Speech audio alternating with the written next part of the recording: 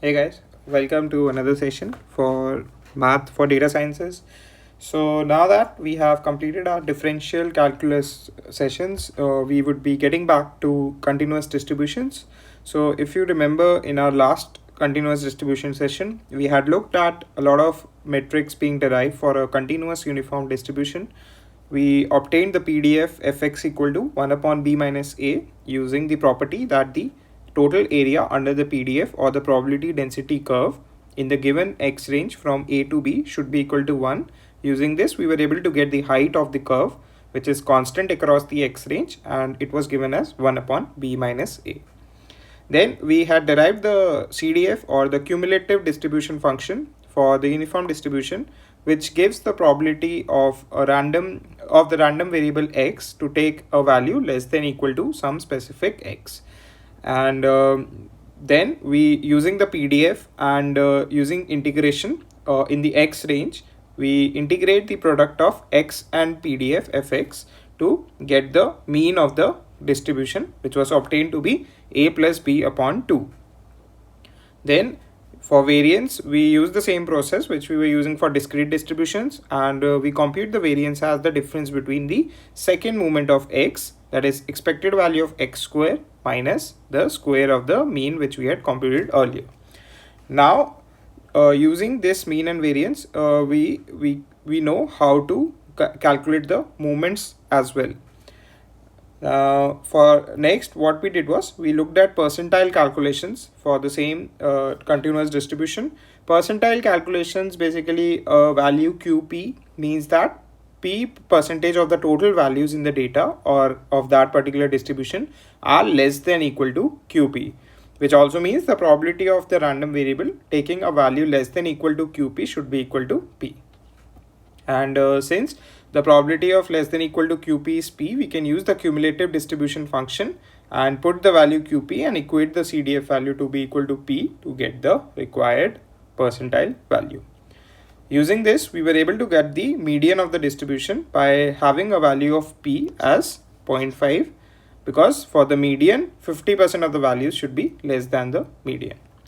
Then using the same principle, we were also able to obtain the first and the third quartile of the distribution, where the first quartile means that there are 25% of the values of the random variable which are less than equal to the first quartile of the distribution. Similarly, 75% of the values are less than equal to the third quartile of the distribution. And finally, we were able to get the IQR, which is interquartile range, as the difference between the third and the first quartile of the distribution. Finally, we also looked at how we can get the PDF or derive the PDF from the CDF by differentiating the CDF with respect to x. And this was the reason that we had shifted to differential calculus, because for uniform distribution, while the derivative was very easy, because we had CDF as x minus a upon b minus a and the derivative of x is 1. Therefore, we got the PDF as 1 upon b minus a. But for other continuous distributions, we might want to know some other basic rules of differentiation that would be used to get the PDF from the CDF. Now, moving on to our second continuous distribution, we would be looking at a very important distribution called exponential distributions, which is a continuous distribution. So to understand exponential distribution, we would be looking at its relationship with the Poisson distribution. So Poisson distribution, if you remember, is a discrete distribution which we have looked in much detail in our previous sessions. So Poisson distributions represents the number of arrivals in a given time period. So if you remember, if x is a discrete random variable which has a Poisson distribution with parameter lambda was the rate of arrival, which is defined as number of arrivals in time t, or you can say mean number of arrivals in time t divided by t, since we are calculating the rate of arrivals. So this is like an average number of arrivals in time t. Now, once we have seen that, we had obtained the PDF. So we had not obtained, we had just given the PDF as it is. So this had to be remembered, if you remember. So this was calculated as lambda x e to the power minus lambda upon x factorial. So this was the PDF of the Poisson distribution. Now let us say we need to calculate the probability of there being no arrival, that is x equal to 0. So if you remember, the value of x can be 0, 1, 2 and so on till infinity here. Since this is a discrete variable, we cannot really have a fraction arrival. Therefore, this can only take whole numbers as its possible values in its range. Now, the probability of getting no arrival per unit time is given as lambda 0 e to the power minus lambda 0 factorial. So 0 factorial is 1, lambda to the power 0 is 1. Therefore, we are left with e to the power minus lambda. Now coming back to exponential distribution. So let us say now x is defined as an exponential distribution with the same parameter lambda, but the random variable here is defined as the waiting time for the first arrival.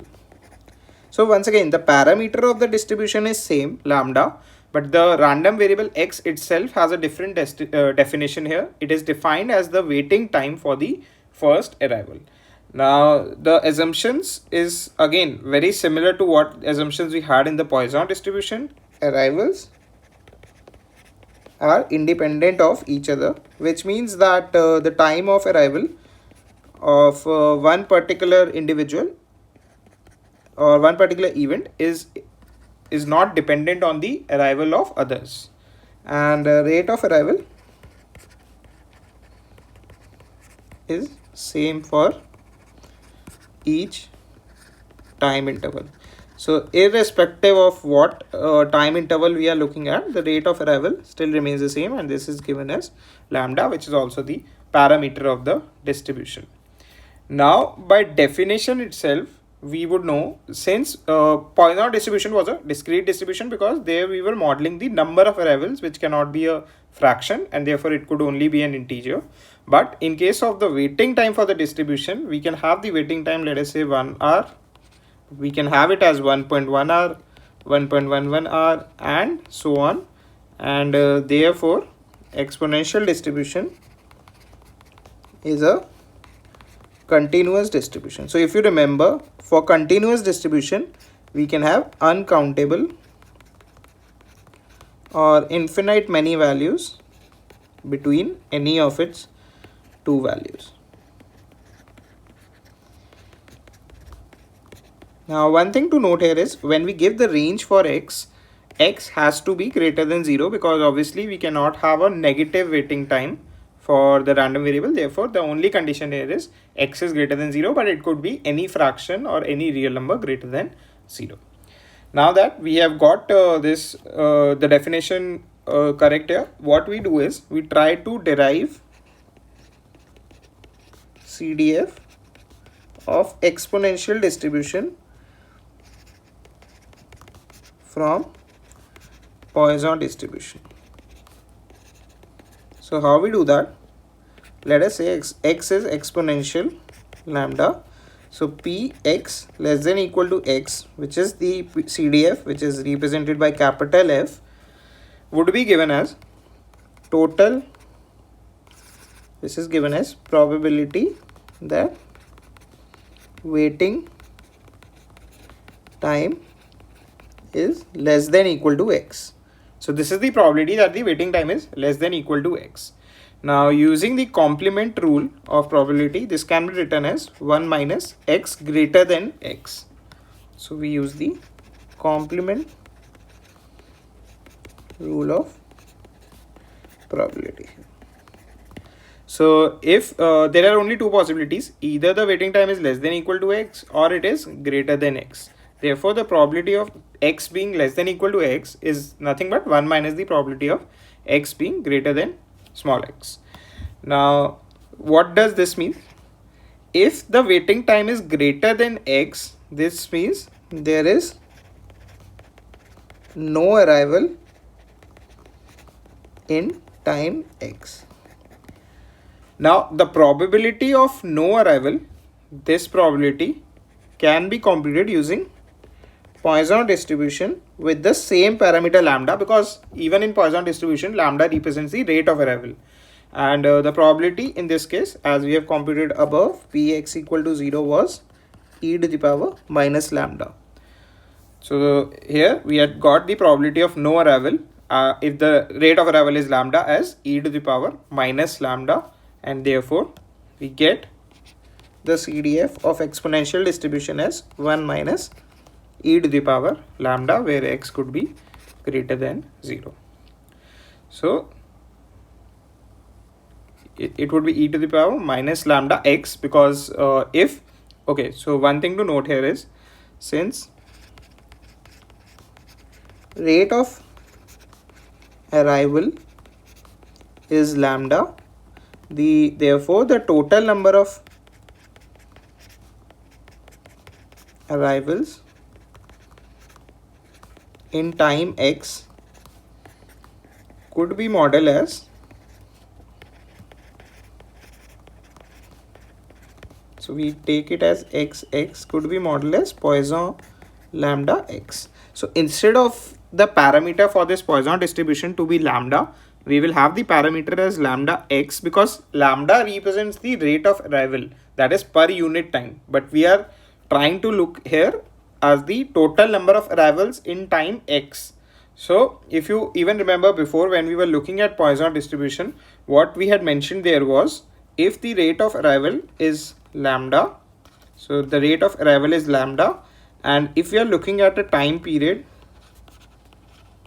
of t, then the number of arrivals in time period t was represented as lambda t instead of having it just lambda. So lambda t would be the new parameter for this Poisson distribution, and therefore the value of Px equal to 0 would be e to the power minus lambda t, and instead of t we just have x here.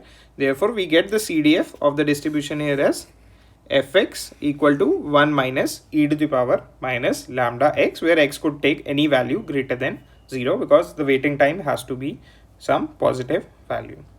So once again, since we are given the rate of arrival as lambda, if we have to find the number of arrivals in per unit time, that is time 1 equal to 1.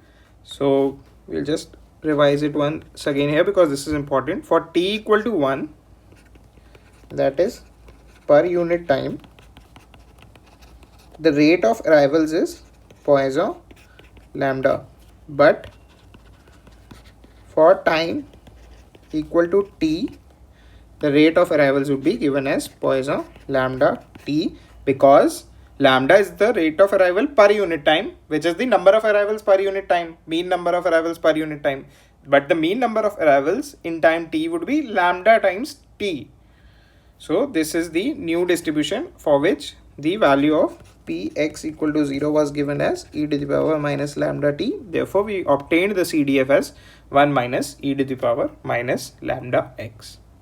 Now using this CDF, we can simply use the formula which we had to get the PDF as the derivative of the CDF with respect to x. So that we'll be looking in next now. So now that we have got the CDF for the exponential distribution as e to the power minus lambda x, x greater than 0, and we had to find the PDF now, which is obtained by the derivative of the CDF with respect to x. Now how we calculate the derivative here is, we use the chain rule of differentiation which we saw in differential calculus. So what we do is, we take a new function u equal to minus lambda x. Now du by dx is nothing but minus lambda, because minus lambda is a constant and the derivative of x with respect to x is 1. Therefore we are left with minus lambda.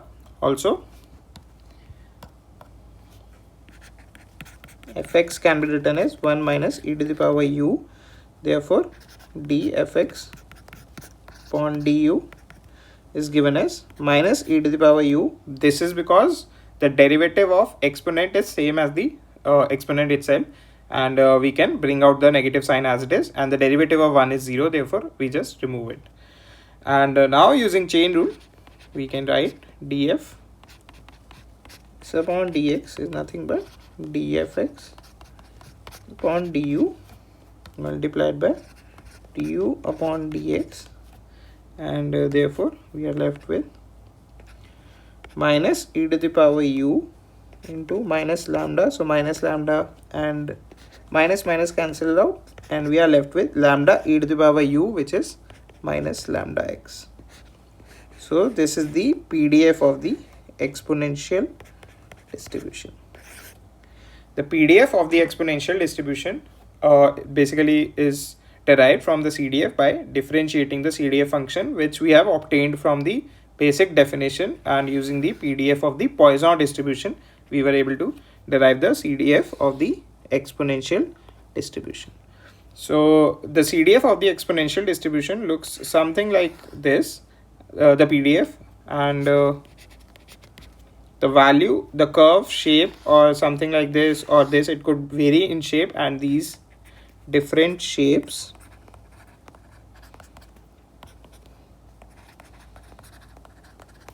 depends on lambda, which is the parameter of the exponential distribution. So this is how we get the PDF of the exponential distribution in general. Now that we have got the PDF, the next few steps are very similar what we saw deriving the matrix, various metrics for a continuous distribution like we saw in the uniform distribution. So what we do is we first calculate the mean of the distribution. So this is computed as the expected value of x, which is calculated as the integral of x fx in the whole x range, which is 0 to infinity in this case. Since x has to be greater than 0, therefore the value of x ranges from 0 to infinity, and therefore now we can derive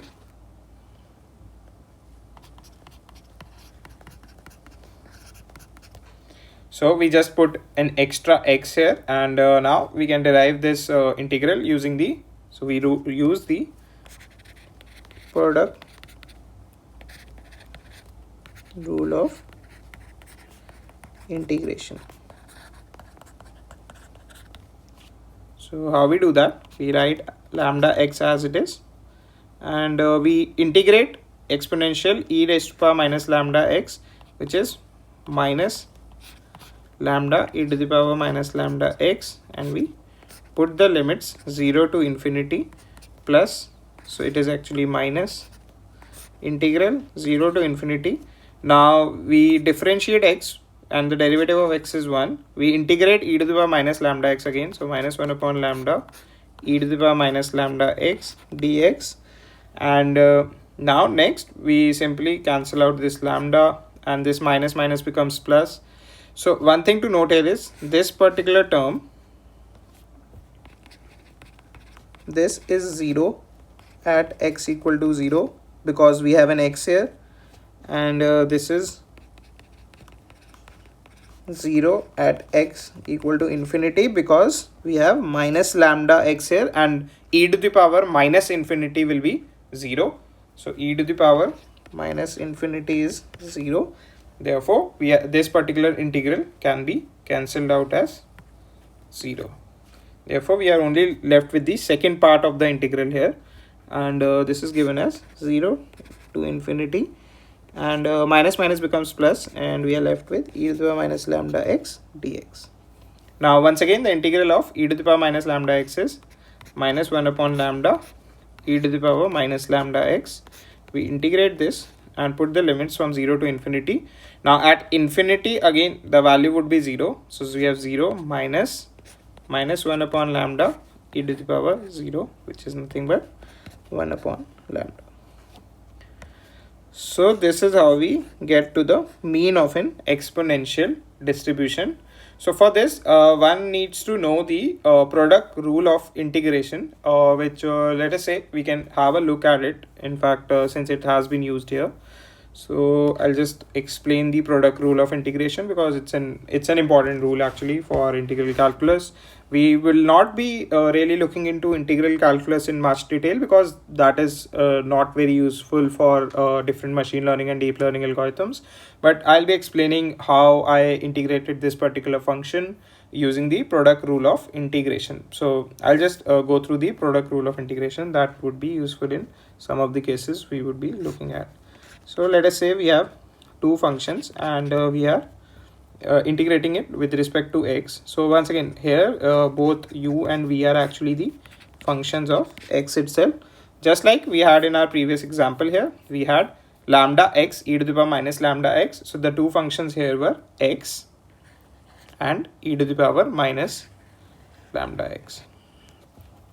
So these were the two functions there. Now when we have these product of two functions, we find the integral as, we write u as it is, we integrate v dx minus integral of, we differentiate u with respect to x, and we integrate within the integral here. So v dx and then integral dx for this particular integral here. So this is exactly what we followed in our previous example here, while calculating the mean of exponential distribution.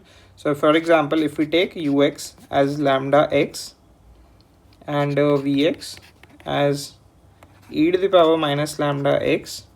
So now if we put the values here, so let us say we are putting lambda x. So one more thing to note, the integral of e to the power minus lambda x dx is, so this is the opposite of differentiation. Now the derivative of e to the power minus lambda x is lambda e to the power minus lambda x. Therefore the integral would be 1 upon lambda, and there will be a minus sign, minus lambda x. So how you can check this? If you differentiate this particular function, you will get e to the power minus lambda x, because minus lambda and minus lambda will cancel out. Therefore we will be left with e to the power minus lambda x. So now that we have the integral of v dx, so this was actually integral of v dx. So we will have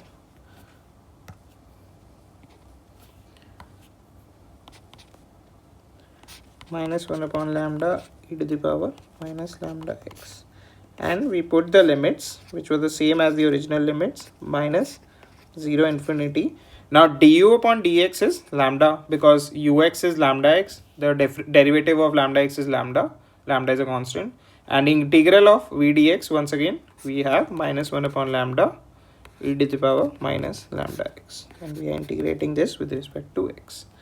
Now for this particular function, we already saw it is equal to 0. So it is at x equal to 0, integral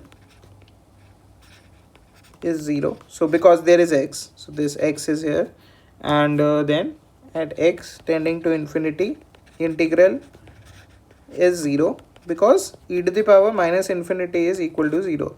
Because we are basically e to the power minus infinity is nothing but 1 upon e to the power infinity, which is, now e to the power infinity is a very large number, and when we are putting it in the denominator, the total value becomes 0. So therefore we are only left with the second part of the integral here. Now in the second part, we can cancel out this lambda and this lambda, and also there are two negative signs. So we are left with 0 to infinity e to the power minus lambda x dx. Now this is again integral of v dx, which was minus 1 upon lambda e to the power minus lambda x, and we put the limits 0 to infinity. Now at x equal to infinity, again e to the power minus infinity will become 0. Therefore we can write 0, this minus 1 upon lambda, and e to the power 0 is 1. Therefore we are left with 1 upon lambda as the mean of the exponential distribution. So this 1 upon lambda is nothing but the mean of the exponential distribution. So if you guys remember, the mean of the Poisson distribution was lambda, but the mean of the exponential distribution is 1 upon lambda. So this is how we derive the mean of the exponential distribution. Now moving ahead, we would be looking at the variance of the exponential distribution. So let us first write down the mean here as 1 upon lambda. Now for variance, we know we need to subtract the square of mean from the second movement of x. Now calculating the second movement of x in a similar manner, we have 0 to infinity lambda x square e to the power minus lambda x dx. Now what you do, we again use the product rule of integration. So we use u equal to x square and function v equal to e to the power minus lambda x. So there's a lambda also in u, and once again we have du upon dx is equal to 2 lambda x, and we have integral of v dx as minus 1 upon lambda e to the power minus lambda x, just like we saw in the case of mean. Now putting the values, we are left with 2x lambda e to the power minus lambda x, and is a minus 1 upon lambda here. Oh, so initially we had to in fact write it as x square. There is no 2 here, so we have x square lambda as it is, which is u, and we integrate the function v, which was minus 1 upon lambda into e to the power minus lambda x, and that is what we have written here. Once again putting the limits from 0 to infinity minus integral 0 to infinity. Now du by dx is 2 lambda x, and integral of v dx is minus 1 upon lambda e to the power minus lambda x and integrated dx. Now this particular value, again for x equal to 0, we have x square here, therefore integral is 0, and therefore for x equal to infinity, again 0, because we have e to the power minus lambda x here. Therefore once again we are only left with the second part of integral here, which is given as 0 to infinity. We can bring the 2 out here, which is a constant. We have lambda x, but lambda and then 1 upon lambda e to the power minus lambda x dx. Now this cancels out, therefore we are left with 2 0 to the power 0 to infinity, and we have x e to the power minus lambda x dx. Now if you remember, if we just had a lambda here, then it would look very similar to what we had while we were calculating the mean itself. So let us say we divide and multiply by lambda. So what we get here is, so we bring the lambda outside, 2 upon lambda integral of 0 to infinity lambda x e to the power minus lambda x dx. This is nothing but 2 upon lambda, and this is e into x, which is the mean, and this we already know from our previous calculation is 1 upon lambda. Therefore we are left with 2 upon lambda square. So this is the second movement of x. Now that we have got e to the power x, the second movement of x, expected value of x square as 2 upon lambda square, and we already know mu as 1 upon lambda. Therefore variance of x, which is 2 upon lambda square minus 1 upon lambda whole square, because it was given as e to the expected value of x square minus mu square, and that is what we have put the values here. Now 2 upon lambda square minus 1 upon lambda square is nothing but 1 upon lambda square. This is the variance of x.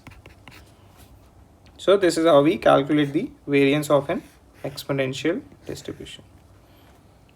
So now that we have got the mean and the variance, we can also look at some other metrics like the quantile function and the median calculations, and as well as the interquartile range. So we look at those here.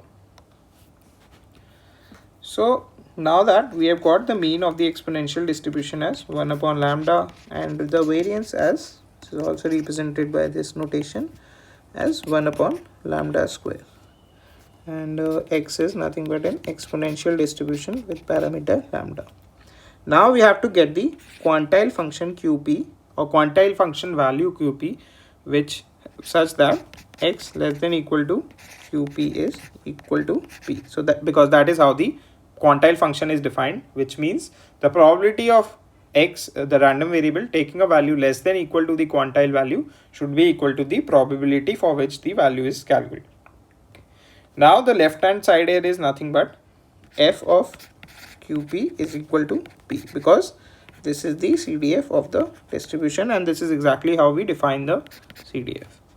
Now putting the values, we know that the CDF is given as 1 minus e to the power minus lambda x, that is QP in this case. This is equal to P. We have lambda QP as 1 minus P. Now taking natural log both sides, we have minus lambda P QP is equal to ln 1 minus P. And therefore we get the required quantile value is minus ln 1 minus P upon lambda.